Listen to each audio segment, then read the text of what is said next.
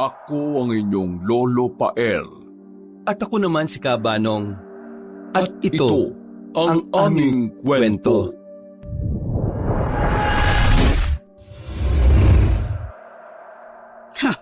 Saan ka na naman galing, Real?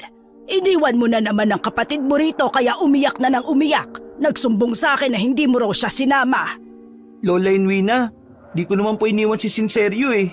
Niloloko ko lang po siya kanina tapos nagulat na lang ako. Tumatakbo na siya pauwi tapos umiiyak. Sinundan ko pa nga po siya eh, hanggang dito sa bahay.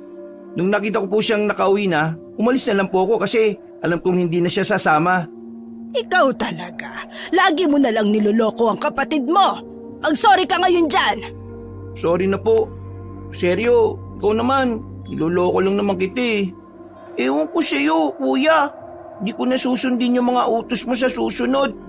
Ibibili na lang kita sa pasukan ng gusto mong robot dun sa pamilyan. Sakto, malapit ko nang buksan yung alkansya ko eh. Talaga, kuya? Oo nga, promise. Basta, hindi ka na magtatampo sa akin ha. Sige kuya, basta promise mo yan ha. Kapag di mo tinupad, hindi na talaga kita papansinin. Saka, di ko na susundin lahat ng utos mo. Oo nga, promise. Pagkatapos mag-apira ng magkapatid, ay nilapitan sila ni Lola Huenya at inaya ng magmeryenda. Ilang saglit pa nga habang abala na ang lahat ay eksakto namang dumating si Tatay Honesto. Masayang sinalubong ng magkapatid ang kanilang ama na galing sa pamilihang bayan kung saan siya nagtatrabaho. Matapos makapagmano, ay kukunin na sana ng magkapatid ang hawak na supot na kanilang tatay. Kaya lang ay napahinto sila matapos makita ang isang babae sa likuran. Marungis ang itsura ng dalagita. Gulong-gulo ang buhok na matigas na dahil halatang ilang araw o linggo nang hindi naliligo. Balingkinitan at kasing tangkad ni Real. Pero sa likuran ng babae ay may malusog na lalaking kasing tangkad din ni Real. Marungis din ito. Saglit na nagkatinginan ang magkapatid bago muling ibaling ang atensyon sa kanilang tatay. Nagulat din kahit si Lola Huenya na kaagad lumapit sa kanila. Walang imik ang lahat kaya napangiti ng tipid si Tatay Honesto, kasunod ng pagkamot sa ulo. Pagkatapos siabot ang mga supot na dala, ay sa kanya ipaniliwanag kung bakit meron siyang kasamang mga palaboy. Nay, mga anak, ito nga palang kasama kong kambal ay sina Carino at Brutalia. Bakit po ang tungis nila, tay? Kasi nga, palaboy sila mga anak. Mag-aampon po kayo, tay? Sige na, pumasok na muna tayo sa loob at doon na mag-usap-usap. Sige na mga makukulit. Ilagay nyo na muna sa kusina yung supot na pinamili ng tatay nyo.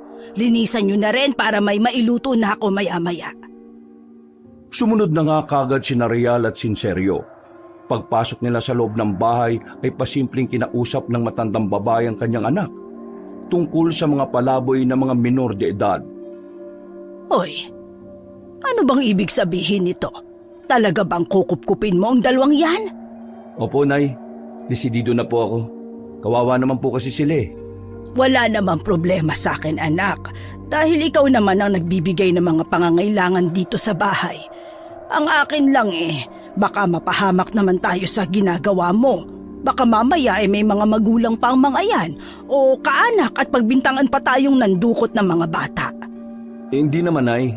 Sa katunayan nga nung isang araw ko pa yan sila napapansin doon sa pamilyahan na pabalik-balik at nangihingi ng kung ano-ano. Wala namang nagbibigay sa kanila kaya naisip ko na isama na lang sila rito. Total, di ba? Pangarap mo rin naman na magkaroon ako ng babaeng anak. Isang babae ang sabi ko. Dalawa naman tong binitbit mo, anak. Hayaan niyo na po. Kambal kasi sila at hindi ko naman po pwedeng hayaan ng isa at kunin na lang ang isa. Nag-aalala ko sa kanila sa tuwing makikita ko rin sa pamilihan. Parang nakikita ko mga anak ko sa kanila Di po ba, nabalitaan nyo naman na talamak ngayon ang kidnapan sa lalawigan natin. Ang sabi nga dahil daw yun sa itinatayong bagong tulay at saka mall ba yun? Doon sa kabilang bayan? Katulad ng sinabi ko kanina, wala naman akong tutol sa pagkupkup mo, anak. Basta siguruhin mo lang na hindi ka mapapahamak. Iba na ang panahon ngayon kung sino-sino na ang ginagamit ng mga sindikato para makapanloko. Salamat na sa pag-aalala. Huwag kayong mag-alala dahil sigurado ako nang hindi sila parte ng sindikato. Mabuti naman kung ganon. Pagkatapos nilang mag-usap ay nilapitan ng matandang ginang ang babaeng palaboy. Saka hinimas-himas ang naninigas nitong buhok. Bumaling din siya sa matabang palaboy na wala pa ring imik at tila nahihiya. Magluluto ako ng masarap na ulam para sa inyong dalawa. Pero bago kumain, gusto ko na maligo muna kayo ha at magpalit ng mga damit. Carino, Brutalia, masarap magluto ang nanay ko kaya sigurado mabubusog kayong dalawa. Sige na, at maglinis na kayo ng mga katawan nyo. Ikaw, Brutalia, doon ka na sa banyo at sasamahan ka ni nanay. Ikaw naman, Carino, doon ka na lang sa poso at sasamahan ka ng dalawa kong anak. Pagkatapos ng usapang yon, ay naligo na nga ang kambal na palaboy. Sinamahan nga ni Lola Hiwenya si Brutalia sa banyo habang ang magkapatid na Real at Sinserio ay sinamahan sa poso si Carino. Nang malinis na, ay pansamantala muna ring pinahiram ng damit ang dalawa. Kahit papano naman ay nagkasya sa matabang batang lalaki ang damit ni Real. Nang okay na ang lahat, ay kumain na sila ng sabay-sabay. Makalipas ang ilang minuto, pagkatapos silang magapunan nang nasa kwarto na ang magkapatid na Real at Sinserio, ay pasimple nilang pinag-usapan ng tungkol sa palaboy na kambal. Nakita mo si Brutalia? Ang ganda niya, no? Oo nga, kuya. Parang ibang tao na po siya. Feeling ko tuloy, makakagusto ko sa kanya eh. Di ba, kuya? Bawal yun kasi parang kapatid na rin natin sila dahil aampunin na sila ni tatay. Okay lang yun, hindi naman natin siya tunay na kapatid eh. Ganun po ba yun? Oo. Hindi na natapos ng dalawa ang pag-uusap dahil sumilip si Tatay Ernesto na kasunod si Carino. Dahil doon ay napaupo ang dalawa sa kama nila. Bakit po, tay? Mga anak, dito muna matutulog sa kwarto nyo si Carino ha. Okay lang naman, di ba? Maluwag naman tong kwarto nyo. Okay lang naman po, tay. O paano? Kayo nang bahala kay Carino ha. Opo, tay. Pagkaalis ng ama ng tahanan ay nagkasundo ang magkapatid na patulugin si Carino sa kama. Naisip kasi nilang posibleng hindi pa ito nakakaranas na matulog sa malambot na kama. Nagpasalamat naman sa kanila ang malusog na lalaki at pagkatapos ng masayang pag-uusap nilang tatlo ay natulog na nga silang lahat. Pagsapit ng eksakto 12:00 ng gabi ay nagising si Sinserio dahil sa mahihinang kaluskos sa kama. Babangon na sana siya pero nakita niyang tumayo si Carino. Kinabahan na siyang sitahin ng matabang lalaki dahil pagkakita niya sa mga mata noon ay parang nagliliyab sa pagkapula. Dahil doon ay nagsumiksik siya sa nakatatandang kapatid na nahihimbing sa pagtulog. Saan pupunta yun si Kuya Carino? Hindi na niya ito sinundan dahil natatakot na rin siya. Nakarinig na rin kasi siya ng mahihinang kaluskos mula sa bubungan. Napapakusot-kusot pa siya ng mga mata habang napapatingin sa bubong ng kanilang silid. Pagkalaon ay nawala ang mahihinang kaluskos. Pero napalitan ito ng mabibigat na yabag na parabang may naglalakad na tao dito. Dahil doon ay parabang tuluyan ang nawala ang antok ni Sinserio. Dahan-dahan siyang bumangon sa higaan habang patuloy na nakatingala sa bubungan. Pinakiramdaman niya ang mga yabag na tila nagpapaikot-ikot lang sa itaas kung saan sila nakahiga ng kanyang kuya. Ano yun? Pusa? Eksaktong pagkasabi niya noon ay biglang tumigil ang mga yabag. Patuloy siyang nagmasid at nakiramdam sa bubungan hanggang sa makarinig na nga siya ng pusa na nagmimyaw. Sabi ko na, pusa lang yun eh. Nang makampante na ang kalooban, ay muling humiga si Sinserio. Subalit, napabangon din siya kaagad matapos makarinig ng kalusko sa bandang kusina. Para bang merong nagbukas ng pinto papunta sa likod ng kanilang bahay. Malapit kasi doon ang silid nilang magkapatid at walang pinto ang kanilang kwarto. Kaya naman maririnig niya kaagad ang ingay mula sa kusina. Wala sa sarili na naman siyang bumangon at marahang naglakad papunta sa kusina. Subalit paglabas pa lang niya ng pintuan ng kwarto ay nakita na niya si Carino at Brutalia sa madilim na bahagi ng kusina. Malapit yun sa banyo. Natigilan siya sapagkat para bang nagniningning ang kulay ng mga mata ng kambal habang nakatingin din sa kanya. Nakaramdam siya ng kakaibang kilabot na dahilan kung bakit nagtayuan ang mga balahibo niya sa katawan. Anong ginagawa niyo dyan, Kuya Carino at Ate Brutalia? Hindi na natapos ng batang lalaki ang binibigkas sapagkat nang mapatingin siya sa suot ng magkapatid ay mas lalo siyang nangilabot. Para kasi siyang nakakita ng mantsa ng dugo, pero nang muli siyang tumingin ay wala naman pala. Pasensya na, hindi kasi kami makatulog nang hindi magkasama eh. Kailangan kasi talaga. Magkatabi kami matulog ni Carino. Ganun po ba? Dapat po pala, sinabi niyo na kay tatay at lola kanina. Bukas na lang po, sabihin natin sa kanila. Pero, huwag po kayong matulog dyan sa kusina ha. Kung gusto niyo po, sa kwarto na lang namin kayo matulog. Gigisingin ko si Kuya Real. Naku, wag na. Sa sala na lang kami ni Carino matutulog. Sigurado po kayo? Oo. Dahil doon ay kumuha na lang si Sinserio ng mga panlatag at tinulungan ng kambal na maglatag. Nang matapos na, ay nagpaalam na siya sa mga yon. Pagkangiti ng tipid ni Brutalia, ay medyo nakaramdam ng kilig si Sinserio. Kaya nagpunta na siya sa kwarto nilang magkapatid at tila tuwang-tuwa siya at kilig na kilig. Tama nga sabi ni Kuya Real, ang ganda nga pala talaga ni Brutalia. Pagkatapos niyang sabihin yon, ay nakisiksik na siya sa nakatatandang kapatid at natulog ng mahimbing. Kinabukasan, pagkagising ay naabutan nga nilang lahat ang kambal sa sala. Dahil doon ay sinabi nga ni Sinserio na hindi sanay ang magkapatid na matulog ng hindi magkatabi. Matapos malaman ng mga yon, ay kaagad inasikaso ni Tatay Honesto ang higaan ng kambal. Ang dating bodega ay nilinis nila at ito na ang nagsilbing kwarto ni Carino at Brutalia. Sa mga nakalipas na araw, madalas pa rin nakakarinig ng kakaibang kaluskos sa bubong si Sinserio. Pero ipinagsasawalang bahala na lang niya mga ito. May mga pagkakataon din sa tuwing lalabas siya ng kwarto kapag madaling araw para umihi ay may kakaiba siyang napapansin sa silid ng kambal. May mga kakaibang tunog doon na nagdadala ng kilabot sa kanya. Pero isinuwalang bahala na lang niya ito.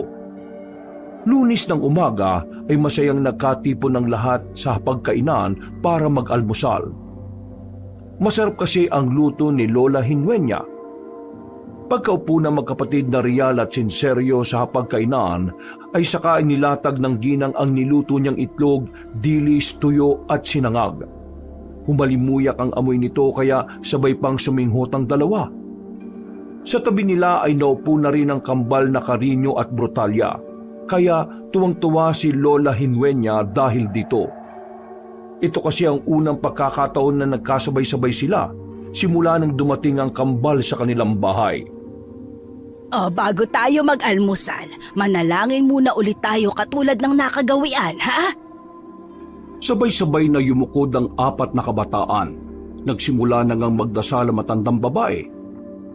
Panginoon, maraming salamat po ulit sa panibagong buhay at kalakasang pinagkaloob mo sa buhay ng bawat isa sa amin. Lalo na po sa mga batang ito na si Real, Sinserio, Carino at Brutalia. Nawa po ay mabusog kami sa simpleng pagkain na nasa hapag. Patuloy mo rin po akong palakasin upang makapagluto pa ako para sa kanila at lalong higit po, patuloy mong pagpalain at ingatan sa trabaho ang anak kong si Honesto. Nang sa ganun po ay mas marami pa kaming makain sa hapagkainan na ito.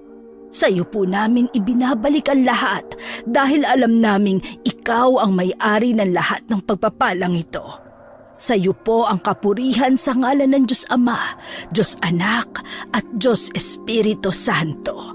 Amen. Sabay-sabay silang nagpalakpakan pagkatapos ng marubdob na panalangin ni Lola Hinuenya. Mga bata, halina kain na. Nagkanya-kanya na nga silang sandok pero nagulat ang magkapatid na Real at Sinserio dahil sa unang pagkakataon ay tila hindi kumakain ng kambal. Bakit hindi kayo kumakain, Carino, Brutalia? Ayaw niyo po ba ng ulam? Hindi naman umimik ang kambal. Ngumiti lang sila at marahang hinimas-himas ang tiyan, sinyalis na busog pa o hindi nagugutom. Dahil naman doon, ay pasimpleng napatawa si Real bago magsilta ulit ng pabulong sa nakababatang kapatid. Hanip tong mga palaboy na to. Mukhang hindi kumakain ng mga pipitsuging ulam ah. Sosyalin pa yata sila sa atin eh. Hindi na natuloy ni Real ang pagsasalita sapagkat napatingin na silang lahat kay Lola Hinuenya na tumayo at kumuha ng inuming kape. Pagkatapos ay binigyan niya ang kambal na kaagad namang ininom na mga yon. Oo nga pala, kapag walang kape, hindi sila nakakakain sa umaga. Sige na mga bata, magsikain na kayo. Magtira na lang kayo para kapag nagutom kayo mamaya, may makain pa kayo. Okay po, La. Siya nga pala mga apo, mamaya sasamahan ako ni Brutalia pagkatapos nating kumain. Saan po kayo pupunta, La? Bakit po kasama niyo si Brutalia? Bibili kami ng mga damit niya sa pamilihan para hindi na nanghihiram sa inyo. Kaya kayo na munang bahala kay Carino, ha? Pwede po bang isama na rin natin ang kambal ko? Hindi po kasi kami sanay na nahihiwalay sa isa't isa eh. Ay, ganun ba, iha? Sige, wala namang problema. Pero hindi ba maiinip ang kapatid mo dahil pareho tayong babae? Hindi naman po, di ba Carino? Opo, hindi naman po ako mainipin, Lola Hinuenya. Okay, kung ganon, sige at isasama ko na kayo pareho. Paano po kami ni Sinserio? Hindi niyo po ba kami sasama, Lola? Diyan na muna kayo at maglinis na dalawa. Bibilhan ko na lang din kayo ng tig-isang damit. Tapos ayusin niyo yung basurahan natin sa likod dahil nagkalat. Lalo na yung lagayan ng kaning baboy. Takpan niyo yung butas doon dahil may pumasok sigurong hayop dyan sa damuhang likuran natin. Kapag walang pasok ang tatay niyo, saka na raw niya puputulin yung damo-damo dyan, ha? Sige po, Lola. Ingat po kayo ha. Huwag niyo po kalimutan yung mga damit namin ha. Ay, oo naman. Nang matapos na silang kumain, tatayo na sana sina Real at Sinserio na magpahabol salita ang kanilang lola. Palis na rin kasi ang matandang babae nang meron siyang maalala. Ay, siya nga pala mga apo. Bago ko makalimutan, makikisuyo na rin sana ako na pakilibing yung patay na pusa. Nandun yun sa likod malapit sa mga nasirang basurahan natin. Ala, Lola, kanino po yung pusang yun? Hindi ko rin alam, baka pusakan lang na napagdiskitahan ng mga mababangis na hayop.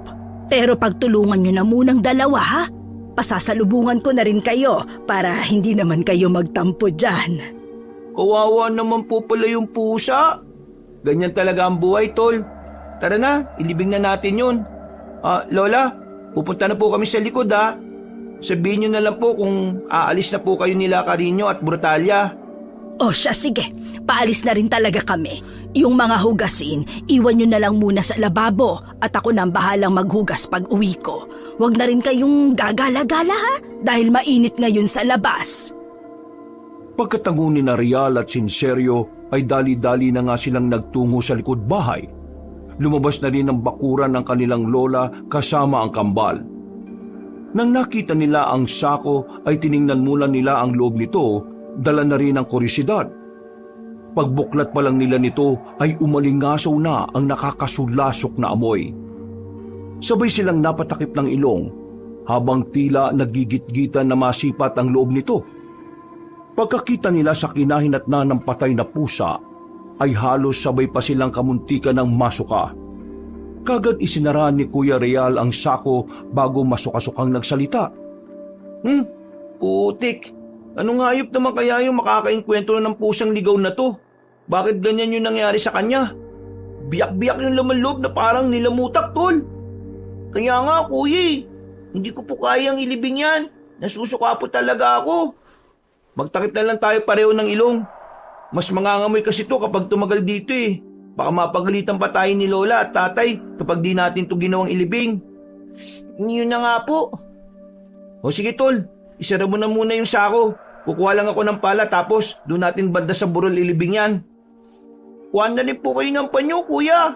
Ay, o nga. Sige. Kapag nasara mo na yan, lumuyo ka na muna dyan ha.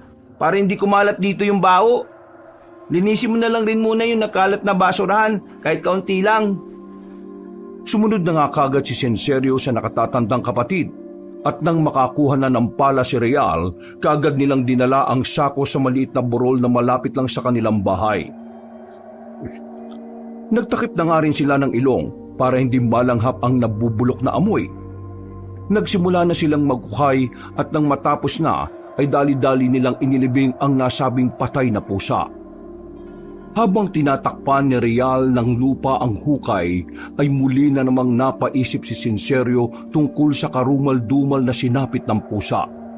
Para kasing hindi ordinaryong pagkamatay nito, kaya medyo nabahala siya. Bakit para kang tulala dyan, Tol? Nasingot mo na ba yung buong amoy? Napapaisip lang ako, kuya. Kasi ilang beses po ako nakakarinig ng mga kulis ko sa bubungan natin itong mga nakaraang gabi. Tapos, ito po ngayon, patay na yung pusa. Siya rin po kasi yata yung nadidinig kong naglalakad-lakad sa bubong natin eh. Anong gusto mong iparating, Tol? Wala naman po. Nagtataka lang ako kung sino yung gagawa ng ganyan sa pusa. Kawawa naman talaga eh. Naisip ko lang na hindi kaya si Carino? Ha? Paano mo naman nasabing siya yung gagawa niya sa pusa? Hindi ko rin alam. Uy, masama mag-isip ng hindi maganda sa kapwa ah. Kaya huwag mo nang uulitin yun. Kapag narinig ka pa nila lola at ni tatay, pagsasabihan ka rin nun. Eh sige po, hindi na maulit kuya. Pero may naisip tuloy ako eh. Parang alam ko na kung ano ang gagawa ng ganito sa pusa. Eh sino po? Hindi sino, kundi ano. Eh ano po? Aswang. Saglit silang natahimik subalit matapos ang ilang segundo ay biglang umingay ang paligid dahil sa malakas na paghalakhak ni Kuya Real. Dahil doon ay napakunot noon naman si Sinserio. Seryoso ka naman masyado dyan, Tol. Talagang naniwala ka sa sinabi ko na aswang ha? Eh kuya naman eh, natatakot na nga ako tapos biro ka pa ng biro dyan. Pero ito talaga, seryoso na to. Alam mo ba nung isang gabi, nagising din ako ng madaling araw. Katulad ng sinasabi mo, nagising ako dahil sa mahihinang kalis ko sa bubungan natin. Sa mismong taas ng kama, kung saan tayo nakahiga.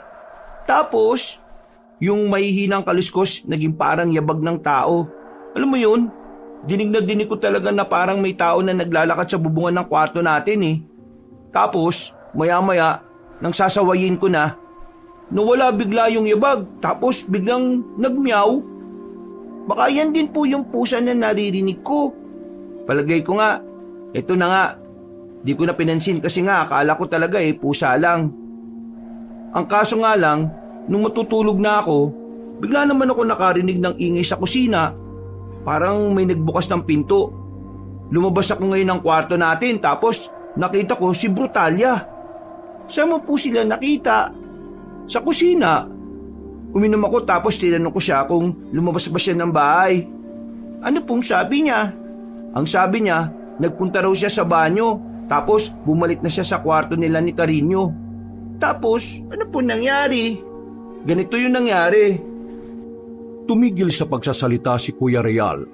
Pagkatapos ay biglang humigpit ang paghawak niya sa magkabilang balikat ng nakababatang kapatid habang seryosong nakikipagtitigan. Dahil tuloy doon, ay parang nakaramdam din ng kakaibang takot si Sinserio. Subalit, nawala ang lahat ng takot sa dibdib ng batang lalaki dahil biglang umutot na malakas ang kuya niya, kasunod din ng nakabibinging halakhak. Asar na asar si Sinserio sa kanyang kuya, kaya hinawi niya ang mga kamay nito na nakahawak sa kanyang balikat. Parang ito naman to si kuya eh. Seryoso ko eh. Nakakainis naman oh. Bakit tol? Seryoso rin naman ako ah. Tumatayo ang balahibo ko kasi nagtatakay na ako. Umutot na naman ng malakas si Kuya Real na sinundan ulit ng nakabibinging halakhak. Mas lalo tuloy na inisang nakababata niyang kapatid. Sinseryo, tol, huwag kang magpapaniwala sa aswang. Oo nga at probinsya ang lugar natin at marami ang nagsasabi sa mga taga rito na may mga aswang-aswang araw. Pero hindi mo kailangan matakot dahil panakot lang din naman yun sa atin eh. Bakit? Sabi naman nila at lola at tatay, totoo yung mga aswang ngayon na pag-alagala, di ba? Palagi naman nilang sinasabi yun. Pero ni isang beses, wala naman tayong nakita. Kaya ikaw, wag mo na rin masyadong pag-iisipin yung tungkol doon. Panakot lang yun ng mga matatanda. Napaismid na lang si Sinserio at pagkakuha nila sa pala ay naglakad na silang dalawa pabalik sa kanilang bahay. Pagdating doon ay pinagtulungan na nga nilang linisin ang likod bahay dahil nagkalat nga ang mga basura. Parang nga itong kinalkal ng kung anong wild animal. Pati ang lagayan ng kaning baboy ay nagkanda tapon-tapon din tuloy. At habang patuloy sa paglilinis ay napansin ni Sinserio ang ilang natuyong patak ng dugo. Hindi na niya ito sinabi pa sa nakatatandang kapatid dahil alam niyang kakantsawan na naman siya noon at pagtatawanan. Nang pansamantalang nagbanyong kanyang kuya ay sinundan niya ang mga patak ng dugo na natagpuan. Umabot ito malapit sa banyo at nawala na roon ang bakas. Tumingala siya hanggang sa mahapyawan ang nasabing mantsa ng dugo sa bubungan. Upang makasiguro ay kinuha niya ang hagdan at saka ipinwesto roon.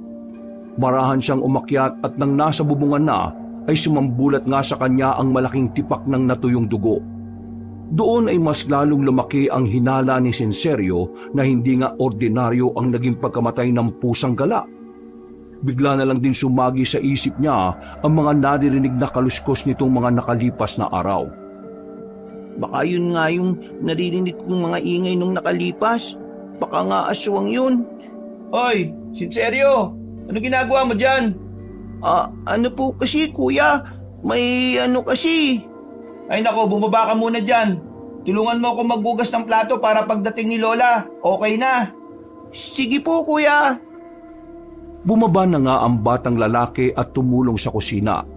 Nagsaing na rin si Kuya Rial at nagluto ng ulam para meron silang makain. Mabilis na lumipas ang oras.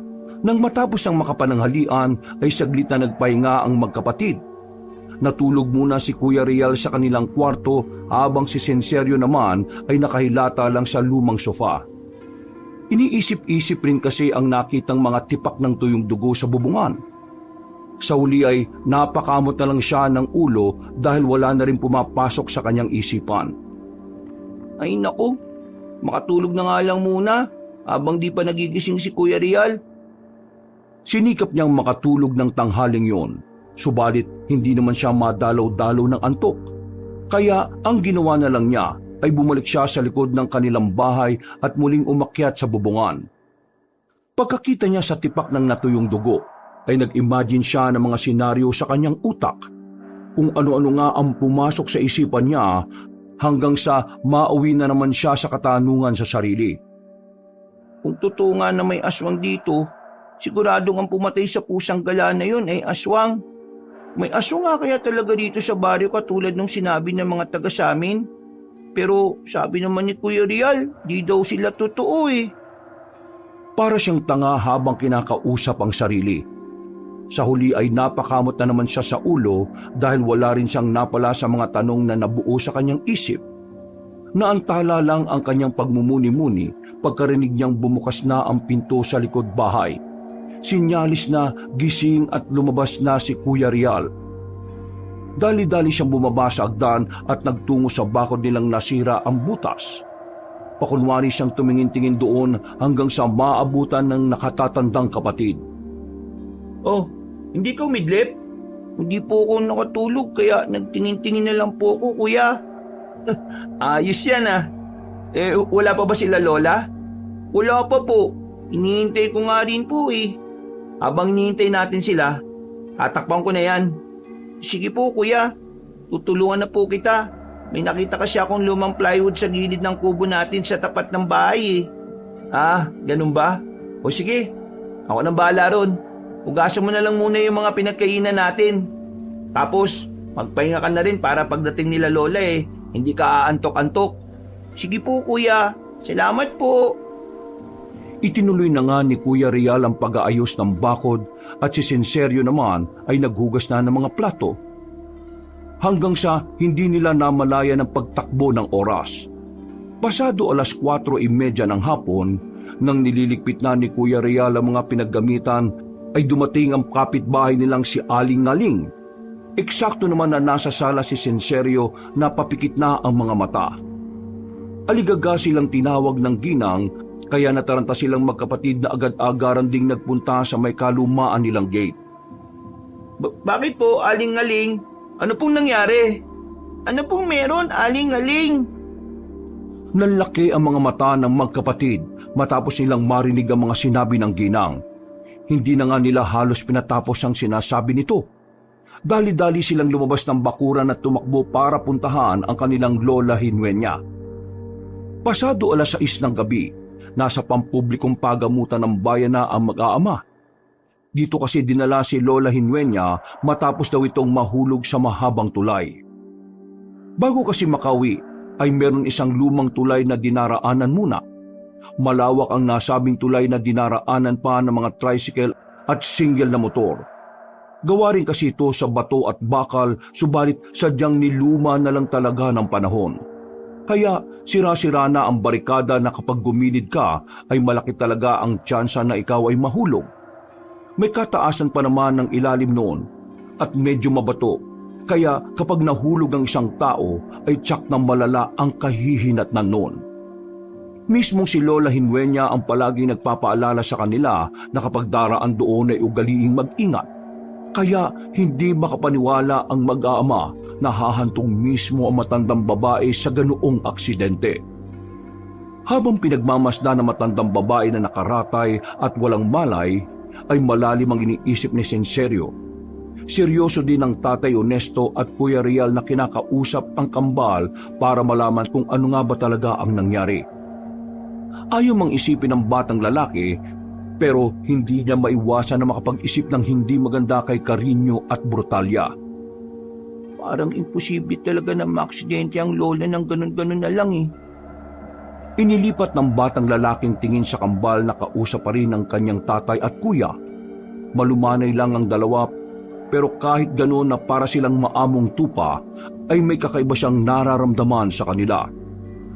Ayaw mang isipin ni Senserio na merong kinalaman ng kambal, pero paulit-ulit itong nagre-rema sa utak niya. Kaya naman napatayo na lang siya at lumabas ng ward.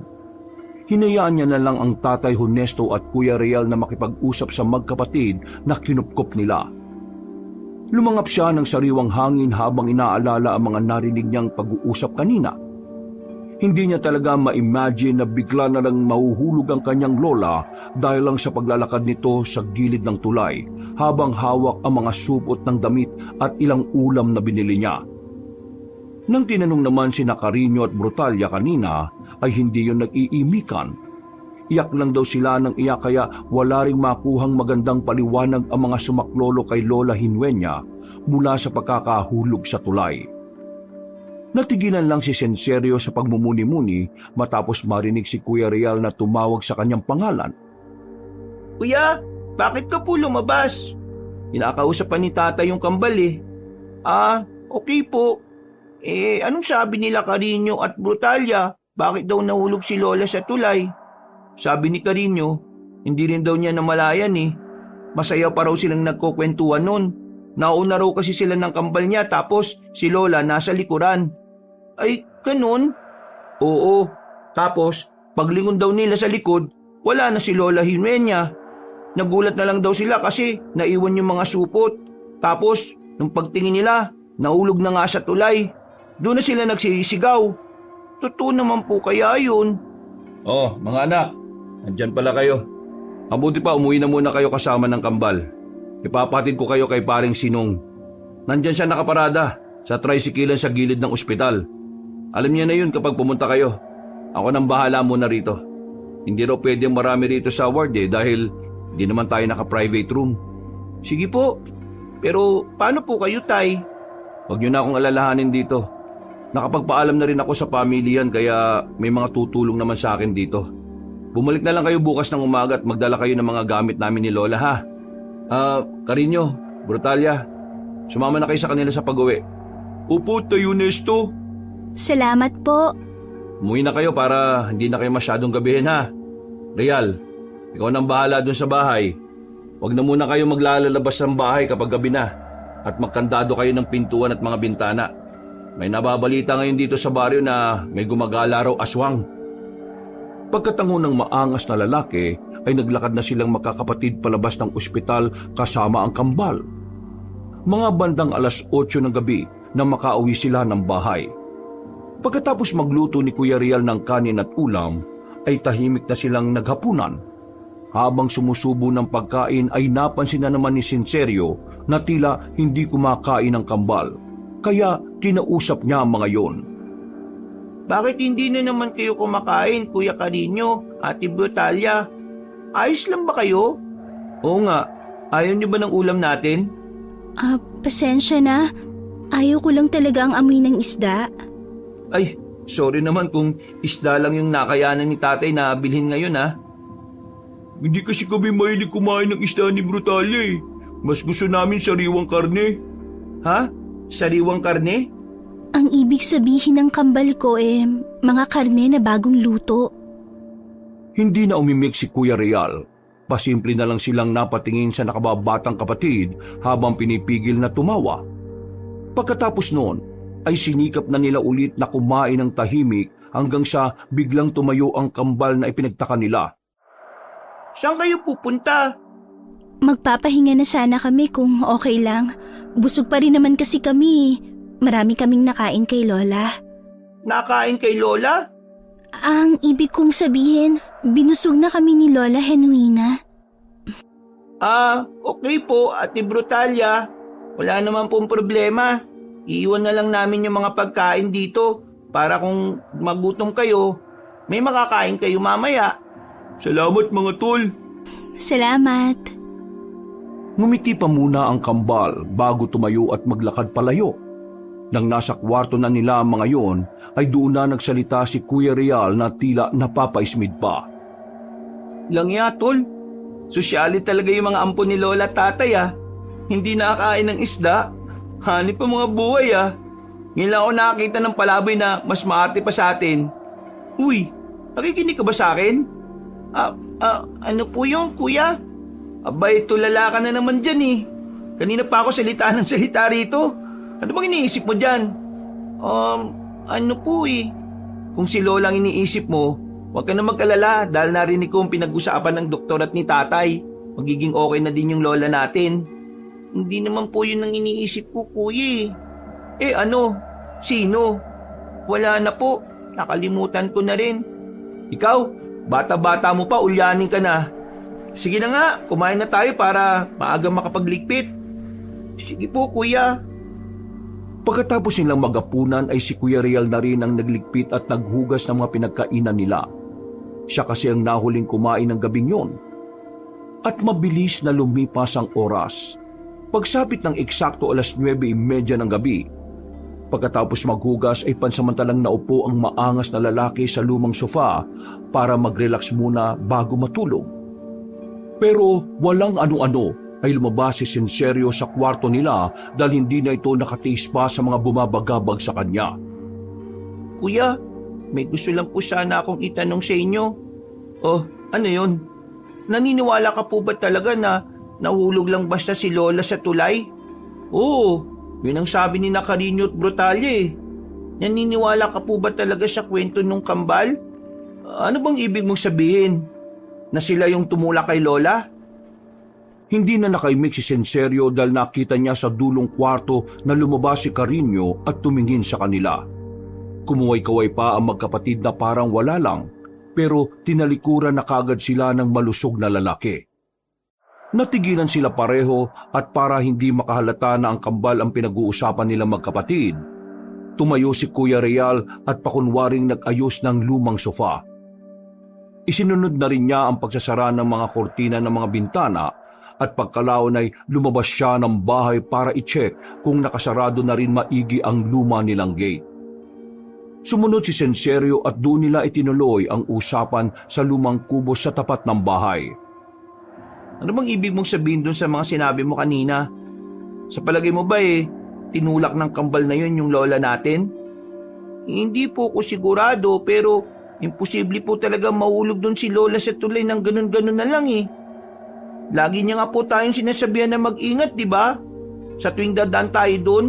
Tapos, mahulog lang po siya nang walang dahilan? May punto naman ang sinasabi mo, Tol. Pero hindi pwede yung kutob-kutob lang eh. Dapat, meron tayong sapat na ebidensya. Ano po yung ebidensya? Kita mo, hindi mo alam ang ibig sabihin ng ebidensya. Ikaw talagang bata ka oh. Tara na nga sa loob. Huwag ka na nga muna mag-isip ng kung ano-ano. Bata-bata mo pa. Para ka nang si Tatay Honesto kung mag-isip eh. Inakbayan ni Kuya Real ang nakababatang kapatid hanggang sa sabay silang napatingin sa kabuuan ng kanilang bahay.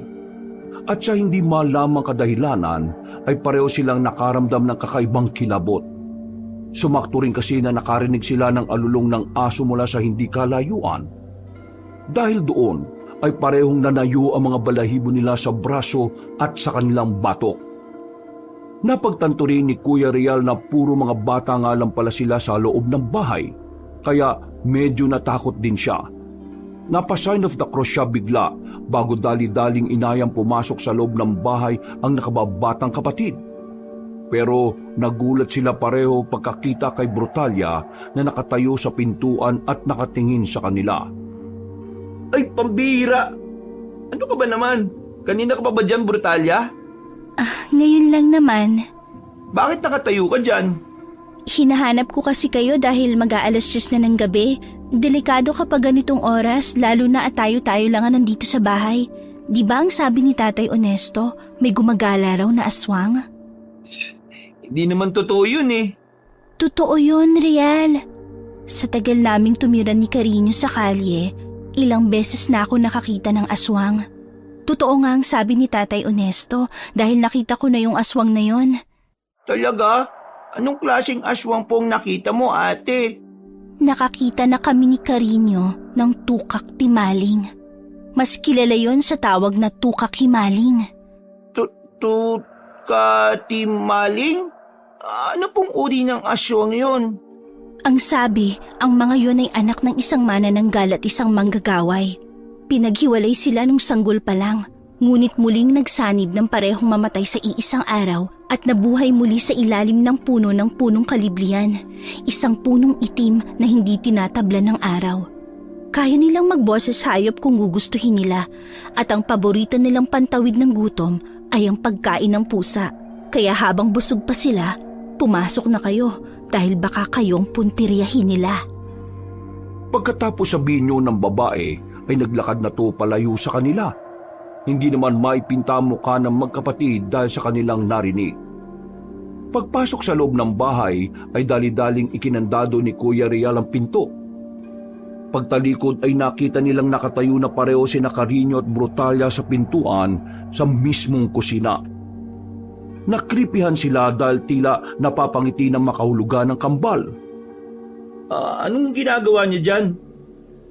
Hindi sumagot ng kambal, ngumiti lang ang mga yon ng tipid. At pagkatapos ay naglakad na nga ang mga yon pabalik sa kwarto. Nagkatinginan na lang sina Kuya Real at Sinserio na takang-taka sa pangyayari.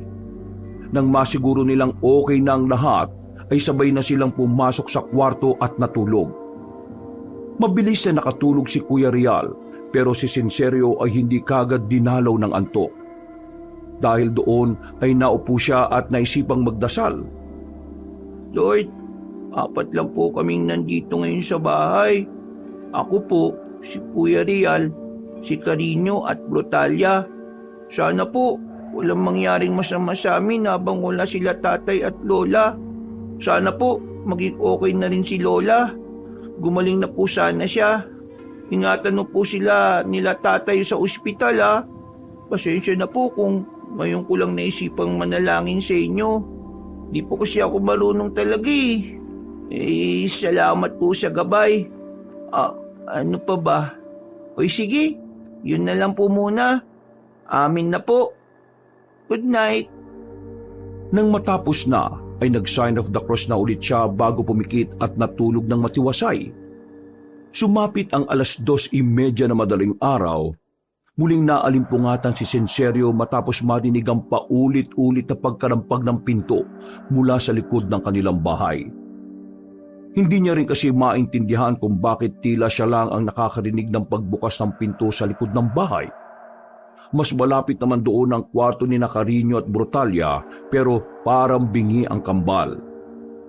Nang lingunin naman niya ang Kuya Real, ay nakanganga ito at mahinang humihilik. Kaya mas lalo siyang nairita. Ay putik na yan. Buti pa tong si Kuya Real, ang sarap ng tulog. Natigilan siya nang marinig ulit ang mahinang pagkalampag ng pinto mula sa likod ng bahay. Dahil doon ay maraan siyang tumayo at nagtungo sa pintuan ng kanilang kwarto. Pagkalaon ay nagmasid-masid siya sa paligid. Sumilip siya sa maliit nilang sala at nang makitang walang tao ay idinako niya ang tingin sa kusina. Doon ay nakita niyang bukas sa ranga ng bagya ang pinto ng likod bahay kaya ito mahinang kumakalampag dahil sa ihip ng hangin. Di man naririnig yun nila Carino at Brutalia? Teka, bakit pala nakabukas yan? Kinandado na ni Kuya Real kanina yung mga pinto ah. Meron bang lumabas sa kanila?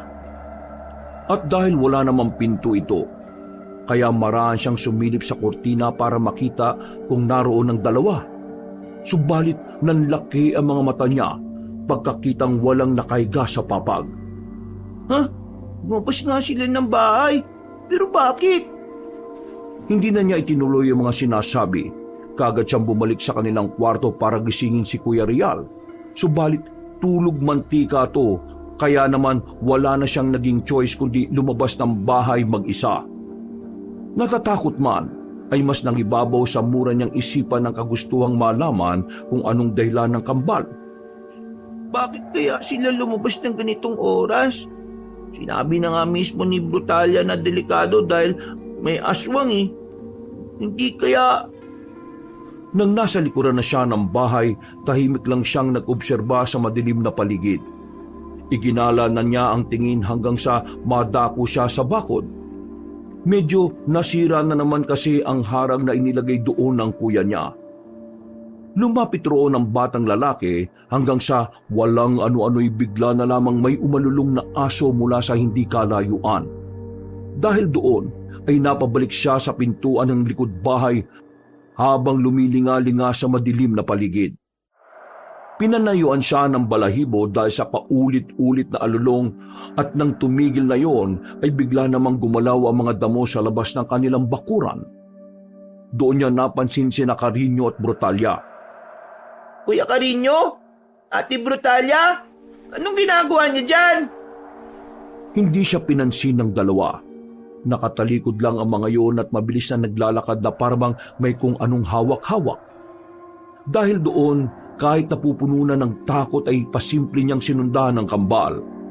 Tumalon din siya sa mababang bakod kaya mas lalong lumundo yun na kalaunan ay tuluyan ng nasira. Hindi niya na ito inalintana sapagkat gusto niyang masundan talaga ang magkapatid kung saan pupunta. Meron din kasi siyang gustong malaman dito kung totoo nga ba ang hinala niya o hindi sa kambal. Sa kakasunod ng osyoserong bata kay Carino at Brutalia, ay napadpad siya sa paanan ng maliit na burol. Nang huminto ang dalawa ay huminto rin siya at pasimpleng nagtago sa isang puno. Pinagmasdan niya lang ng mabuti ang kambal hanggang sa humarap ang mga yon sa kinaroroonan niya. Nakatago naman siya habang nakatingin pa rin sa mga yon. Doon na nga nagimbal ng husto si Sinserio matapos makita na parehong duguan ang bibig ng kambal. Ala, bakit may dugo ang mga bibig nila? Natutok ng batang lalaki ang sariling bibig matapos ma-realize na napakalakas ng kanyang boses. Nagsumiksik siya sa puno para mas hindi siya mapansin. Sa kanya nakita ang hawak ng magkapatid at mas lalong nanlaki ang mga mata niya. Literal kasing pinaghatian ng mga yon ng patay at dugo ang pusa. Sarap na sarap pa ang babae at lalaki sa pagmuya habang tumatawa-tawa na parang mga baliw. At ilang saglit pa, matapos lumitaw ng buwan mula sa pagtatago sa mga kaulapan, ay mas lalong nasindak si Sinserio sa kanyang nasilayan. Unti-unting nag-iiba ang anyo ng kambal.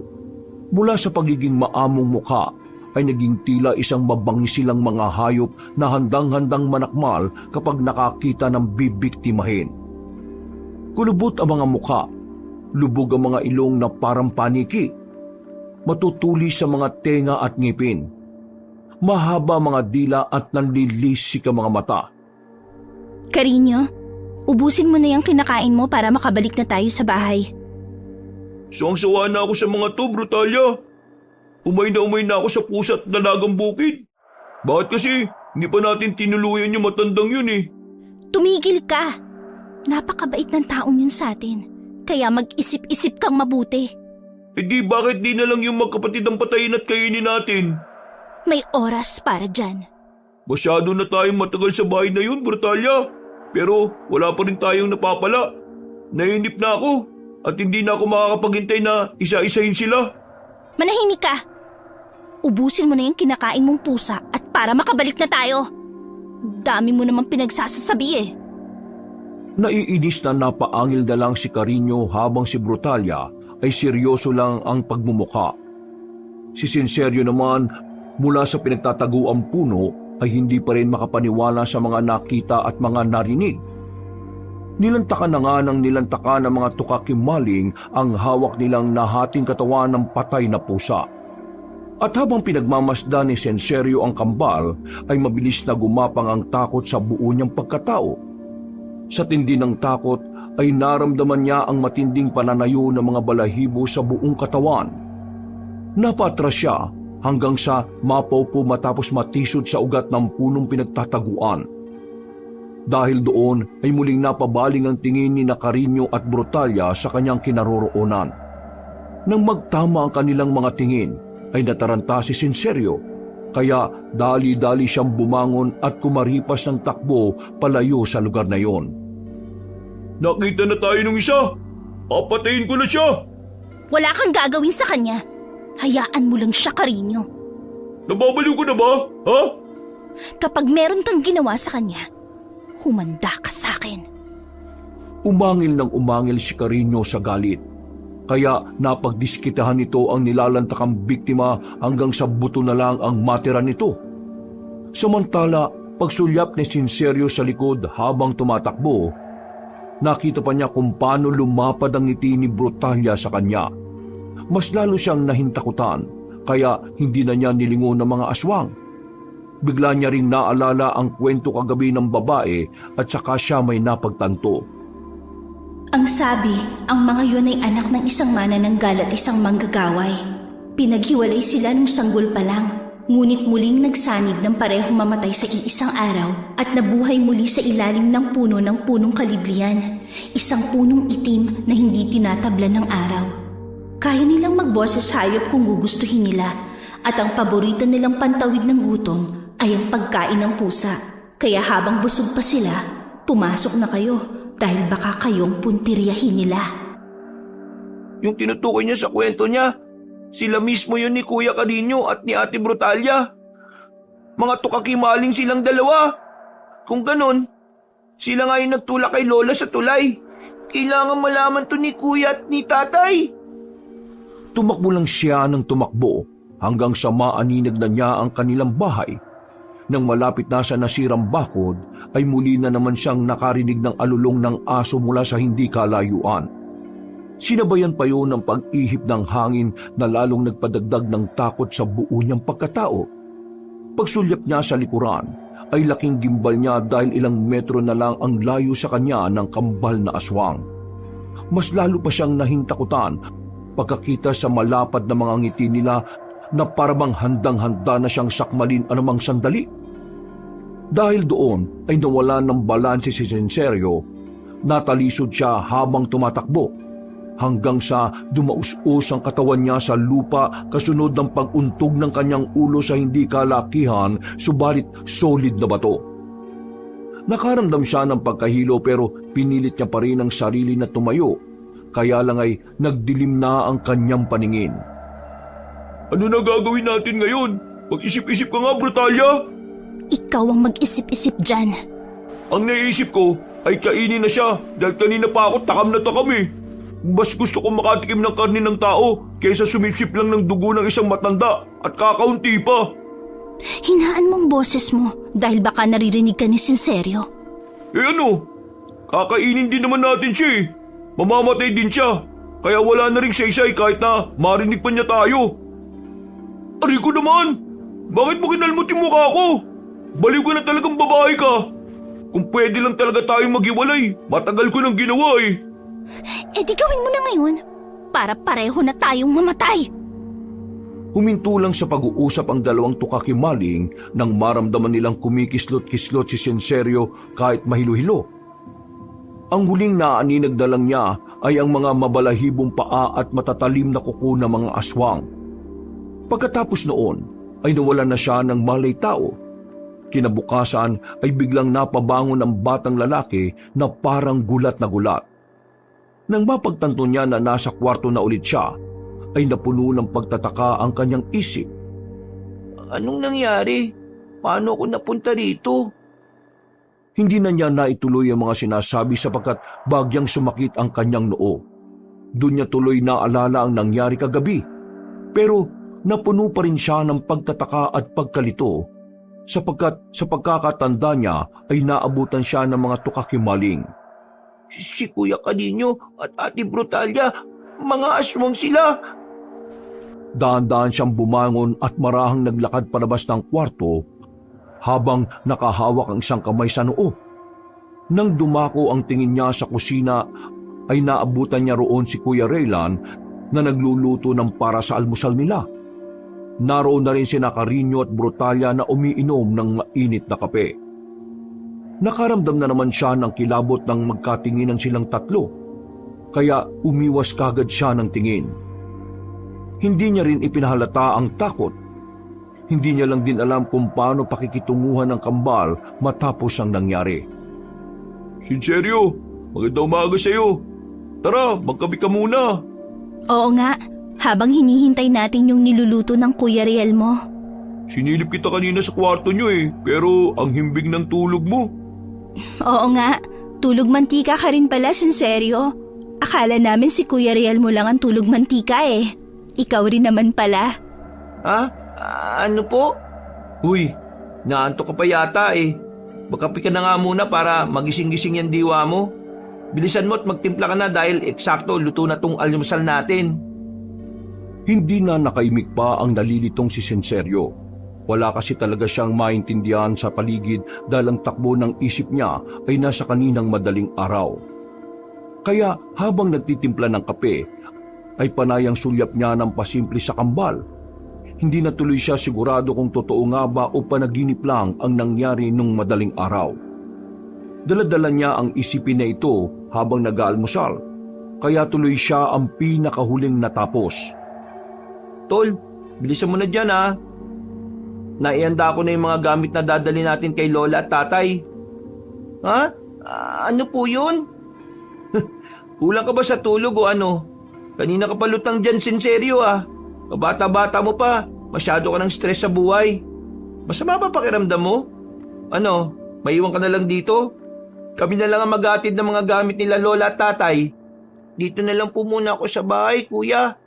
O sige, kami na lang ni Carino at Brutalia ang alis. Huwag ka nang lumabas-labas ha. Magpahinga ka at matulog ka na lang ulit kung inaantok ka pa. Sige, Kuya. Sige na lang ng sige ang batang lalaki pero ang totoo ay hindi na niya inuunawa ang sinasabi ng nakatatandang kapatid.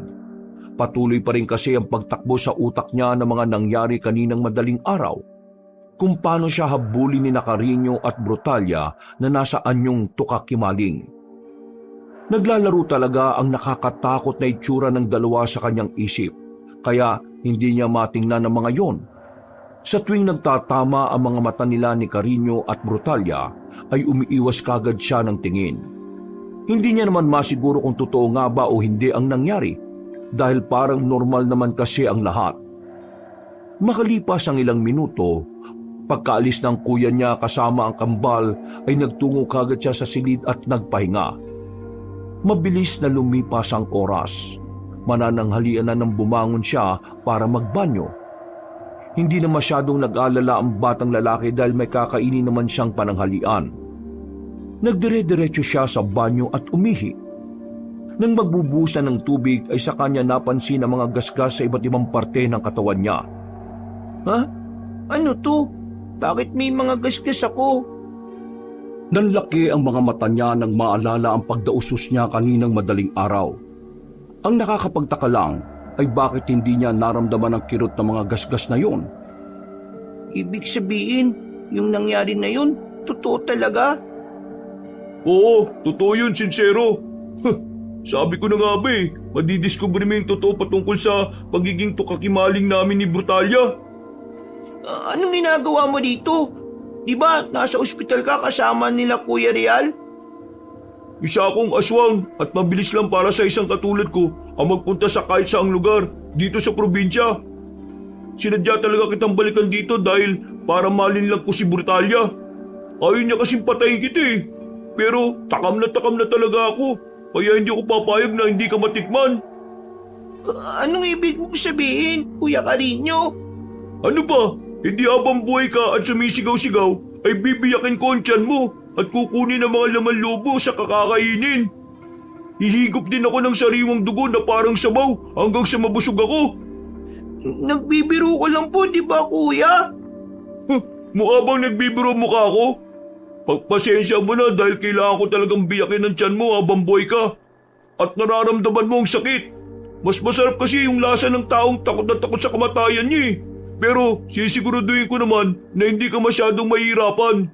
Dadaan-daanin ko lang naman ang gagawin ko para mas maramdaman mo ang sakit. Para mas sumigaw ka ng sumigaw hanggang sa mapaos ka na at lumuwit ang dila mo. Kitang-kita ang takot sa mga mata ni Sinserio habang pinakikinggan ang mga sinasabi ni Carino. Hanggang sa napatakbo na nga siya sa pinakasulok ng banyo. Sa pintuan naman ay mas lalo lang nanindak ang matabang lalaki na unti-unti nang nag-aanyong tukakimaling. Mas lalong nagimbal si Sinserio nang makita niya ang totoong anyo ng aswang. Doon na rin nga niya nasiguro na hindi lang panaginip ang nangyari kaninang madaling araw. Sabi ko naman sa iyo, di ba? Totoong aswang ako. Kami ang tinatawag na tukakimaling. Ang kambal tukong aswang na kung tawagin. Dahil sa tindi ng nararamdamang takot ay tila nagabol hininga si Sinserio. Mas lalo lang siyang nagsumiksik sa gilid ng inodoro kahit wala na talaga siyang sisiksikan. Hindi na kasi niya alam ang gagawin dahil na corner na talaga siya. Napayak na lang tuloy siya habang napapaihi sa sariling salwal. At nang makita ito ng aswang ay humalakak yun ng parang demonyo. Sige lang, matakot ka pa ng matakot. Langap na langap ko na ang matinding takot sa sistema mo, Sinserio. Umahalo na to sa hangin kaya mas lalo ako natatakam Nakikita mo naman kung paano ako maglaway ngayon, di ba? Grabe, sarap. Kuya Carino, parang awa mo na po. Huwag mo akong patayin. Maawa ka po sa akin. Huwag kang mag-alala dahil bibilisan ko lang naman ang gagawin ko Gustuin ko man din na pahirapan ka pa dahil mas sumasarap ang karne ng taong takot na takot. Pero kailangan ko rin magmadali. Hindi kasi kami pwedeng maghiwalay ng matagal ni Brutalia Manghihina kami at mamamatay. Kaya naman, promise, bibilisan ko lang ang pagkain ko sa iyo. Parang awa mo na po. Huwag mo po akong patayin. Bata pa po ako, Kuya Carino. Huwag po, please. Sige lang, matakot ka lang na matakot. Punuin mo ng takot ang buong bahay na to. Dahil sa mga susunod na araw ay ang Kuya Real mo naman ang isusunod ko. Tapos ang tatay honesto mo. Tapos si lola mo naman. Ayaw ko lang nung lasa ng dugo niya Masyado siyang matapang kaya ang pangit ng lasa pag sinisip-sip ko yung dugo niya. Mabuti na lang at tinulak ko na lang siya sa tulay kaysa kinain Magpasalamat na rin kayo sa amin kahit papano. Kuya, huwag po. Parang awa mo na po. Ayaw ko pa pong mamatay. Ay naku, paulit-ulit ka. Nakakarindi ka na, Sinserio. Uunahin ko na nga lang muna yung dila mo. Nagsimula ng humakbang papasok sa loob ng banyo ang tukakimaling. Mas lalo namang nagsumiksik si Sinserio habang takot na takot at di alam ang gagawin. Napapikit na lang siya at napadasal sa isip na iligtas siya ng Diyos. Nang dadakmay na ang ulo ng kaawa-awang batang lalaki, ay biglang merong humata kay Carino mula sa likuran at tila binalibag siya papunta sa kusina. Napadilat si Sinserio nang marinig niya ang gamit sa kusina na tila nabasag at nahulog sa sahig. Pagtingin niya sa pintuan ng banyo ay nawala si Carino Dahil doon ay dali-dali siyang sumilip sa pintuan at ganoon na lang ang gulat niya nang makita si Brutalia na galit na galit.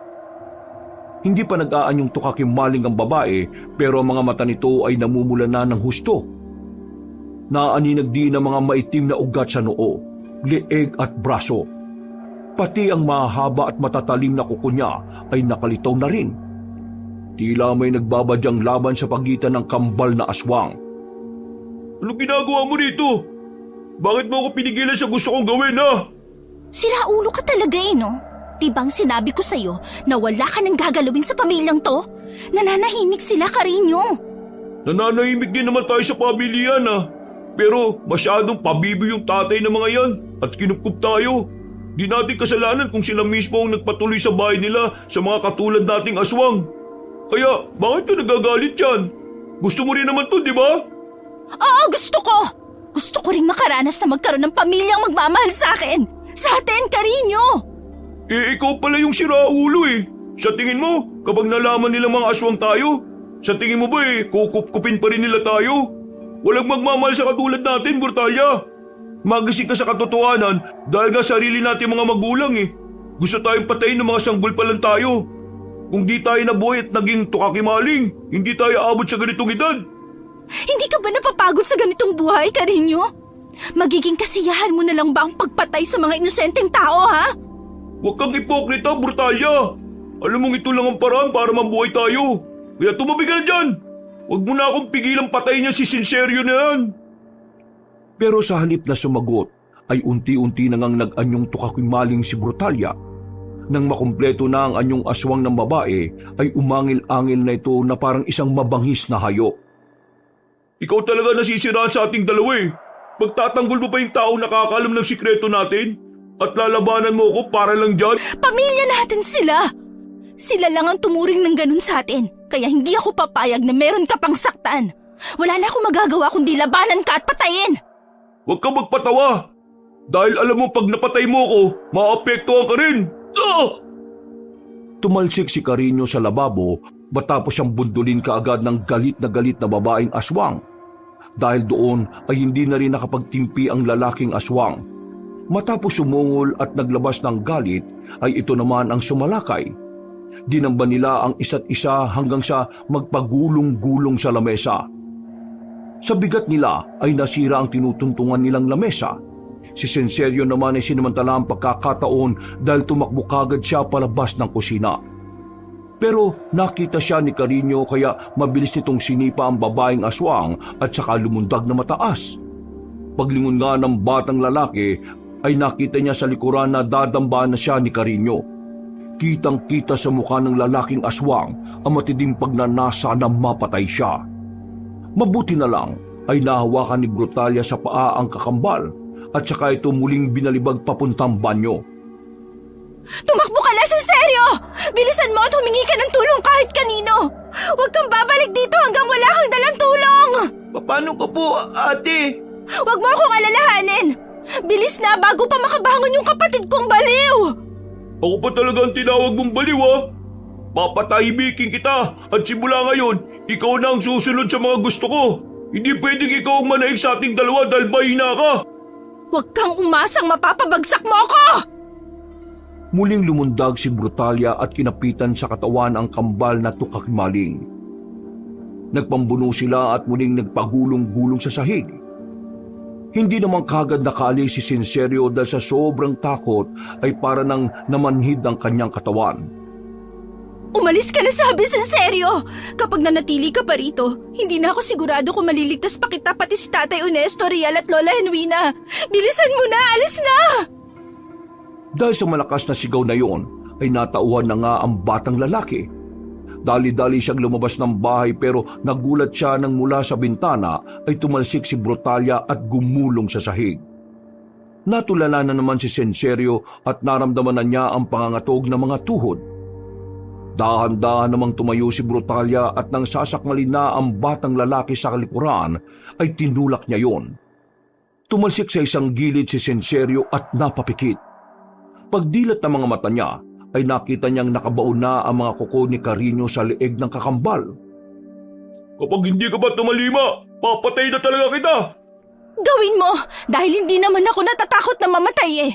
Ikaw lang naman ang takot sa ating dalawa. Gawin mo na! Kung talagang matapang ka! Wisit ka talagang babae ka. Pinahihirapan mo talaga ako sa katigasan ng ulo mo ha. Gusto ko lang naman mabuhay eh. Ano bang mali sa kagustuhan kong yun ha, Brutalia? Kasalanan ko ba kung nabuhay ako na kailangan kumain ng sariwang karne ng dugo ng tao? Sa tingin mo gusto ko rin to ha? Wala tayong mapagpipilian dahil ito na tayo simula noon. Mga aswang tayo. Mga tukakimaling. Matagal na tayong merong pagpipilian, Carino. Pero ayaw mo nun dahil ayaw mo ng katahimikan. Gusto mong maghiganti. At binabaling mo ang paghiganting yun sa mga inosenteng tao! Tumigil ka na! Papatay ko na si Sinserio sa ayon sa gusto mo! Tinanggal niya ang pagkakatusok sa leeg at bumaling sa batang lalaki na natutulala pa rin. Mabilis siyang tumakbo at pagkalaon ay nilundagan ito para patayin at kainin. Pero bago pa mangyari yon, ay kumilos na kaagad si Brutalia kahit nahihirapan. Ibinuhos niya ang buong lakas at sinuntok sa likuran ng kakambal. Tumagos ang kamao niya sa dibdib nito. Nagulat din si Carino dahil hindi niya akalain na gagawin yun ng kakambal niya. Bakit mo ito ginawa? Nababaliw ka na!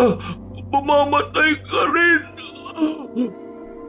Sinserio, alis na.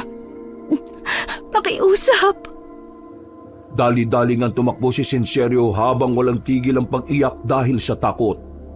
Sumigaw siya ng sumigaw sa kalye hanggang sa madinig siya ng mga kapitbahay nila. Pagkakita ng mga opisyal ng baryo na nagtitipon sa kapilya, ay nilapitan siya ng mga yon.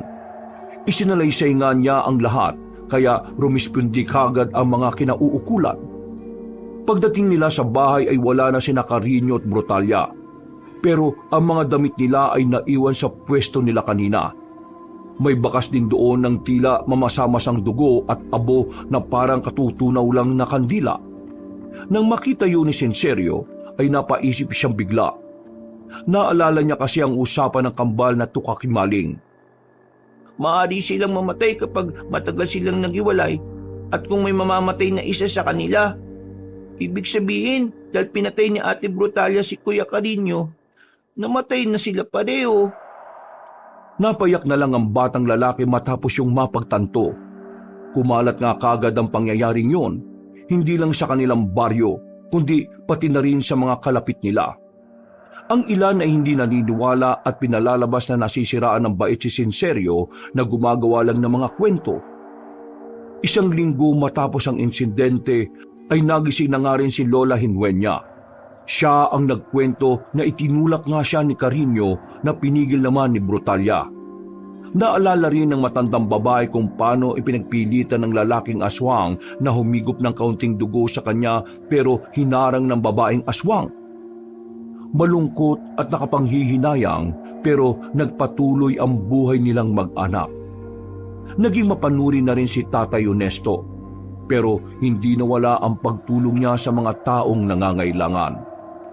Ilang buwan nang nakalipas ay nagkaroon pa sila ulit ng kambal na ampon at parehong babae pero hindi na kambal na aswang. Wakas!